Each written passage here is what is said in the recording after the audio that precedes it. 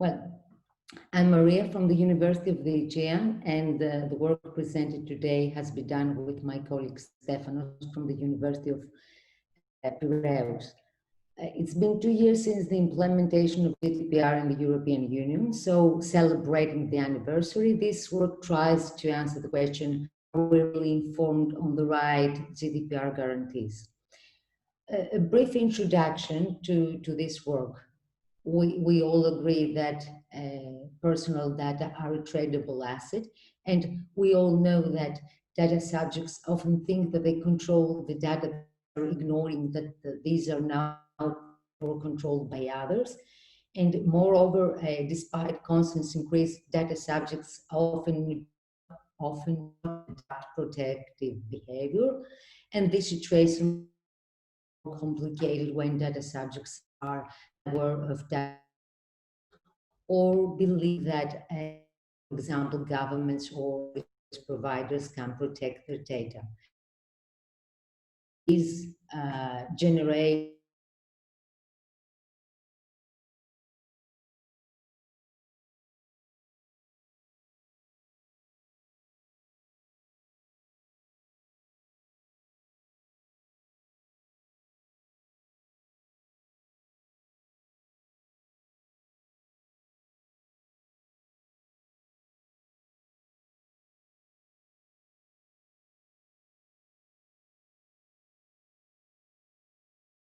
expected to further harmonize the legal landscape,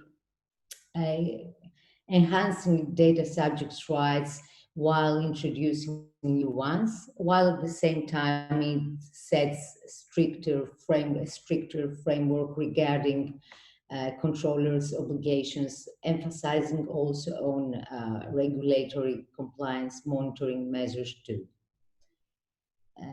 Next slide, okay. But beyond legislation, what else? Data subjects' knowledge about the rights is equally significant, considering that data protection and privacy preservation presuppose individual and collective responsibility, while their infringement seriously affects both person and societies. And according to Sabine Trept and her colleagues and to Park, data subjects' knowledge of technical aspects and data collection practices exploited by organizations or service providers, knowledge about legislation, legal aspects of data protection and protection policies and strategies can help us, data subjects, to make informed decisions to control our data. Data subjects' knowledge regarding data protection legislation, the rights and the role of public authorities has been investigated before the implementation of GDPR. Our exploratory research, which took place in spring 2019, aimed to investigate a group of Greek adult data subjects' knowledge about the rights as set in GDPR. To the best of our knowledge, this was the first relevant research carried out in Greece or European Union up to the date that our research began. The first official survey published in 2019, in June 2019, is that of Eurobarometer, which explores awareness of the rights of 6 rights: the right to access, to correct, to have personal data deleted, to object to receive direct marketing, to have a say to automated decisions, and to data portability right. So comparing to Eurobarometer, our survey carried out for a month from 18 March to 18 April 2019, focused mainly on data subjects' right to be informed and data subjects' consent. And why these two? Because the right to information fits well in the first stage of the processing timeline, and it is linked to consent, which is valid only if it's informed, while consent is the very first decision that data subjects make in order to control their data. A 4-section questionnaire was used, and in this slide, as well as in the next, you will see the first results of our research. So according to our findings, uh, most of the participants were informed on GDPR by internet, less by mass media or by someone else, while 4.8% interesting engagement with the topic. Only 5% of the participants believe that GDPR addresses to data subjects' rights strengthening, while 17.8% selected the stricter delimitation of data collection and processing procedures reply. Moreover, participants were asked to self-assess the extent of the knowledge regarding GDPR rights scale. This was for the second part of the questionnaire, questions B1 to 12. And then to declare the conditions for exercising the right to be forgotten and the right to data processing restriction, having the option of multiple. This was for questions B13 and 14. The results show that the respondents were aware of the right to be informed about data processing and less of that to be informed about data transmission or data breach. They also knew very well that consent is required for data processing, but were less aware of their ability to withdraw consent. Though 24.8% wasn't sure if providing their consent explicitly, approximately 21% stated not doing this.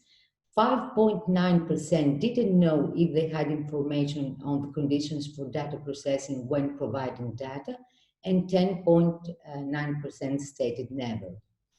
Moreover, almost 1/5 of the sample didn't know the conditions for exercising the right to be forgotten, and 1/3 of the sample the conditions for exercising the right to data processing restriction. Participants' views, this was in the third part of the questionnaire, regarding their responsibility, the role of providers, regulatory authorities, and governments for data protection showed that 61.4% disagree that governments protect their data, 52.4% don't trust service providers to protect their data, and only 26.7% are aware of data protection legislation. So these were the first findings of our research.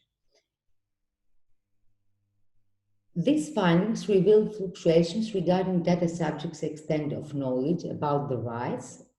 So in this work, in order to detect what affects these fluctuations, we seek to identify possible relationships between rights knowledge extent and the demographic characteristics of the sample. Furthermore, assuming that the extent of knowledge may be related to some kind of expertise or the sources of information on GDPR, the relationship between knowledge extent and information sources was also explored. Let me note at this point that beyond the differentiations observed between European Union member states regarding the legal culture and practice, differences have been also observed in the intensity and scope of information campaigns, media attention, and public debates regarding data protection, as Castus and his colleagues argue. So this argument supports our assumption that information sources may impact on data subjects' knowledge.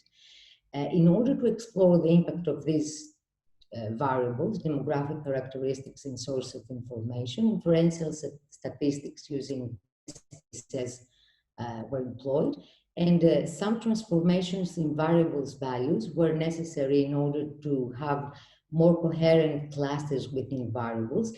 This happened for the values of age, educational level, and employment, while the questions B13 and 14, which were measured in nominal scale, were transformed into ordinal. So, what are the findings?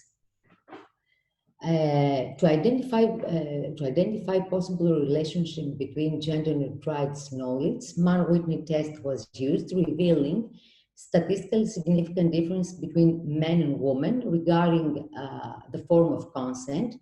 Women had a higher mean than men, while the opposite was shown for the data processing restriction right, where men had a higher mean than women.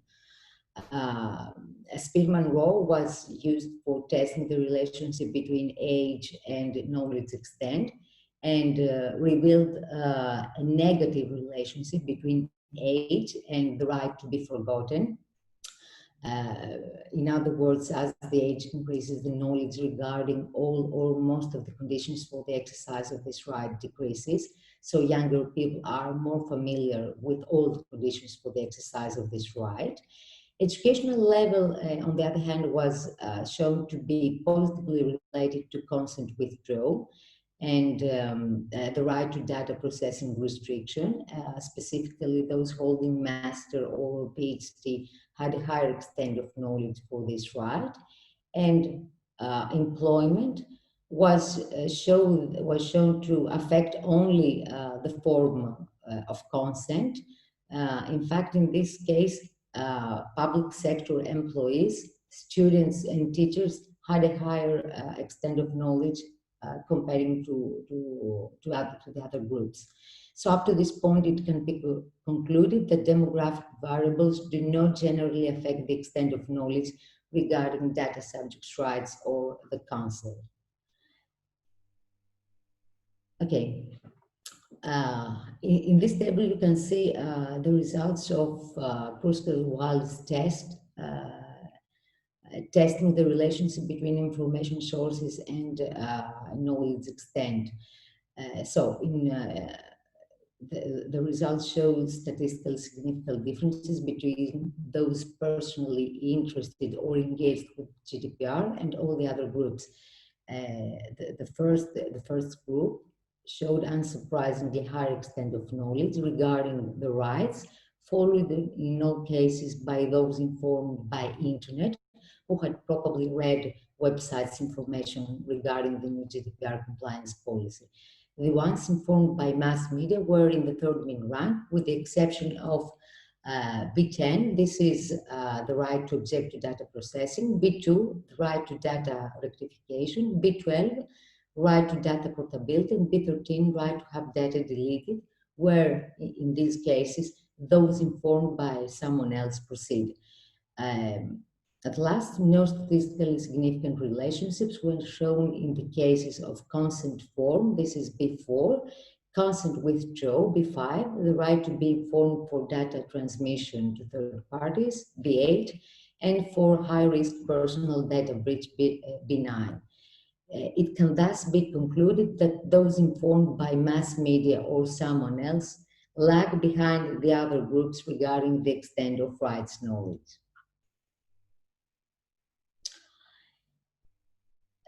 This table, in this table, you can see data subjects' extent of knowledge per right. I'm not sure if it's very clear, but if you can read this table, you can see that awareness increase is required for several rights in order for data subjects to make informed decisions, to control their data, and ultimately to be protected.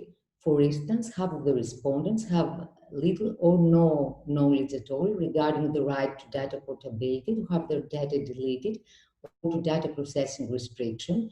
And these three control rights are the first, data portability right, constitutes a first step towards pre-selected ownership of personal data. The right to have data deleted effectively eliminates the possibility of uncontrolled digital reproduction of personal data, while the data processing restriction right is also of significance, especially in the cases where the right to be forgotten cannot be applied for legal reasons. In the cases where data subjects show high extent of knowledge, this was for the case of the form of consent before, differentiations were recorded that need to be eliminated. So, evaluating the aforementioned findings and considering that mass media and information by someone else were stated by approximately 40% of our respondents, regardless gender, age group, educational level, or employment, a generalized need is recorded for more targeted and systematic information in order for data subjects to have better insight to the provisions of GDPR and the rights. In Greece, for instance, where can one find information on GDPR?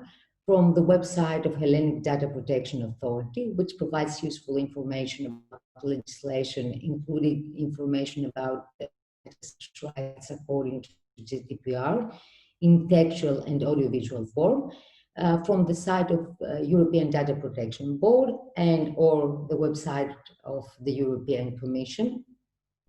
But so theoretically,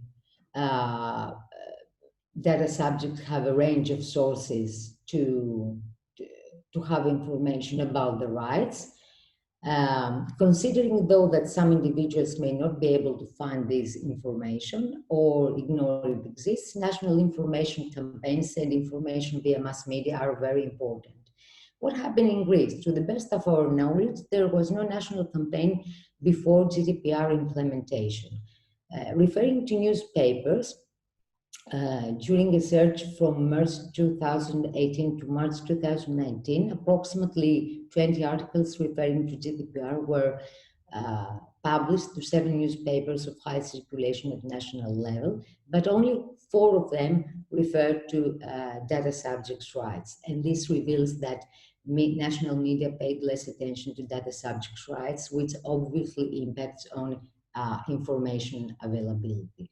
And considering that digital literacy is a basic life skill, measures that directly aim to strengthen users' awareness about the extent of knowledge, as MOLE proposes, are very important in this frame.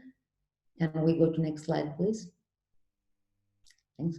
In this frame, public informational campaigns have been shown to improve users' knowledge and to provide skills to combat cyber threats, while educational programs and interventions involving knowledge about data collection and processing procedures, data usage, and data accessibility by others are also crucial. These awareness measures should obviously include information regarding legislation in an understandable way, using, for instance, exams and icons for the right GDPR guarantees, as well as instructions for the exercise of these rights.